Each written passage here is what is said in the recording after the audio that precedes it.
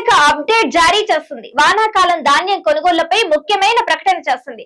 Kharif season కు సంబంధించి ధాన్యం కొనుగోళ్లు మరో వారం రోజుల్లో ముగియనున్నాయి. ఇప్పటికే రాష్ట్ర వ్యాప్తంగా 95% పైగా ధాన్యం సేకరించిన ప్రభుత్వం సంక్రాంతి వరకు కొనుగోళ్లు కొనసాగించింది.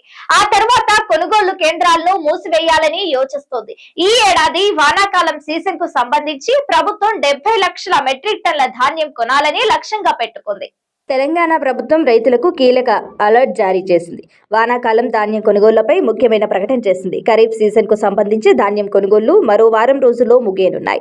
ఇప్పటికే రాష్ట్ర వ్యాప్తంగా 95% పైగా ధాన్యం సేకరించిన ప్రభుత్వం సంక్రాంతి వరకు కొనుగోళ్లు కొనసాగించింది. ఆ తర్వాత కొనుగోలు కేంద్రాలను మూసివేయాలని యోచిస్తుంది. ఈ ఏడాది వానాకాలం సీజన్ కు సంబంధించి ప్రభుత్వం 70 లక్షల మెట్రిక్ టన్ల ధాన్యం కొనాలని లక్ష్యంగా పెట్టుకుంది. దీనిలో భాగంగా ఇప్పటి వరకు 69 లక్షల మెట్రిక్ టన్ల ధాన్యం సేకరించింది. పండుగ ముగిసేలోపు మరో 2 లక్షల మెట్రిక్ టన్ల ధాన్యం వచ్చేందుకు అవకాశం ఉందని అధికారులు భావిస్తున్నారు. గత 10 ఏళ్లలో అత్యధిక ధాన్యం సేకరణ ఈ సంవత్సరమే జరిగింది అని అధికారులు చెబుతున్నారు. తెలంగాణ సర్కార్ వర్షాకాలం సీజన్ కు సంబంధించిన ధాన్యం కొనుగోళ్లను దాదాపుగా పూర్తి చేసింది.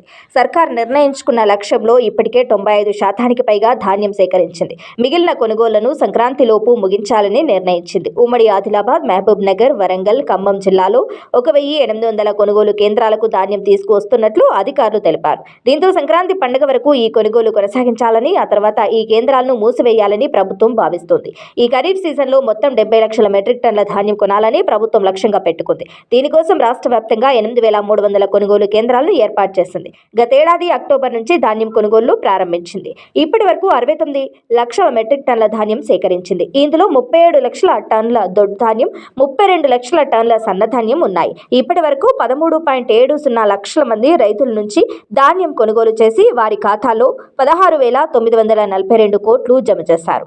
ట్యాబ్లో నమోదు చేసిన 2-3 రోజుల్లోనే రైతులకు డబ్బులు చెల్లించారు. సన్నధాన్యం అమ్మిన రైతులకు 926 కోట్ల బోనస్ చెల్లించారు. రైతులకు చెల్లించాల్సిన మొత్తం బోనస్ 1,850 కోట్లలో ఇంకా 924 కోట్లు చెల్లించాల్సి ఉంది. ధాన్యం కొనుగోళ్లు పూర్తయ్యే నాటికి బోనస్ చెల్లింపులు కూడా పూర్తి చేయాలని ప్రభుత్వం యోచిస్తోంది. ప్రభుత్వం కొనుగోలు కేంద్రాల్లో ఉన్న నిల్వలతో పాటు ఈ వారంలో వచ్చే ధాన్యం కలిపి మరో 2 లక్షల మెట్రిక్ టన్నులు ఉండవచ్చని పౌర సరఫరాల శాఖ అధికారులు అంచనా వేస్తున్నారు.